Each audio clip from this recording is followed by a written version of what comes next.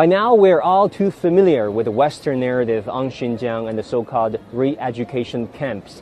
Many Western reports suggest that this is little more than a quote-unquote Nazi concentration camp where people inside are going through hell. Now, what better way to verify some of their claims than to actually get to the heart of it all? This is Kashgar, a predominantly Uyghur Muslim city in southwestern Xinjiang. To begin with, most Western reports suggest people inside these education centers could be there indefinitely. Now, local officials said the vast majority of the attendees have actually picked up a skill, completed the program, and went home. We traveled across Xinjiang in the past few days and actually found some of these attendees. 26-year-old Rukia Yakub spent 10 months in the education center. While there, she perfected her Mandarin skills and studied sales. Now she is a real estate sales agent, earning over 8,000 yuan or over $1,100 a month, way above local average. 我觉得我现在变得更快乐了。我学国语，我就可以又可以接汉族客户，又可以接维族客户，然后都就收入这块特别可观。 Another claim was that after these training programs, some Uyghurs are still missing. Still no info is gathering steam on Western social media. We questioned local government officials about this. And the answer we got was among the 100-plus missing Uyghurs, half of them cannot be verified due to incomplete information such as misspelling of names, and a third are under criminal investigation or convicted criminals.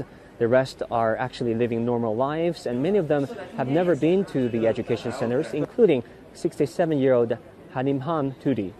Facebook user published this video claiming to be Hanimham Tudi's daughter and said her mother was put in these education camps. Recently, there has been some videos on the internet going viral saying that you have been missing, saying that you have been in this re-education camps in Xinjiang. Is that true?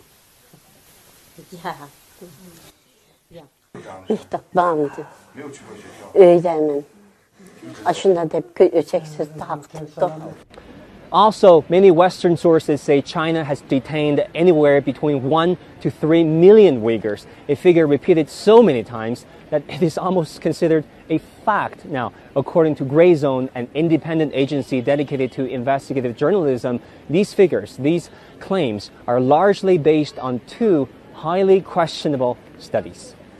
The first is the U.S. government-backed network of Chinese human rights defenders.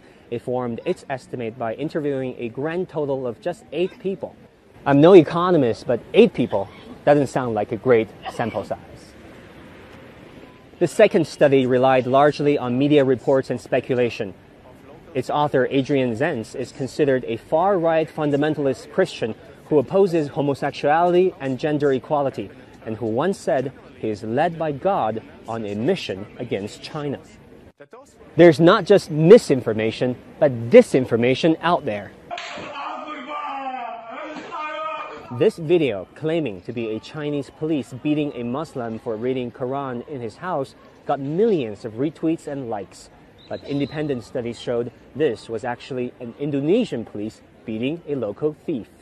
What's more, pictures purported to show Uyghurs in Xinjiang's detention camps turn out to be doctored photos during a protest in Turkey and at a migrant shelter in Thailand. It is difficult to see the full picture of a region as diverse and complex as Xinjiang in the first place, and this Western propaganda doesn't make things much easier. Wangguan, CGTN, Kashgar.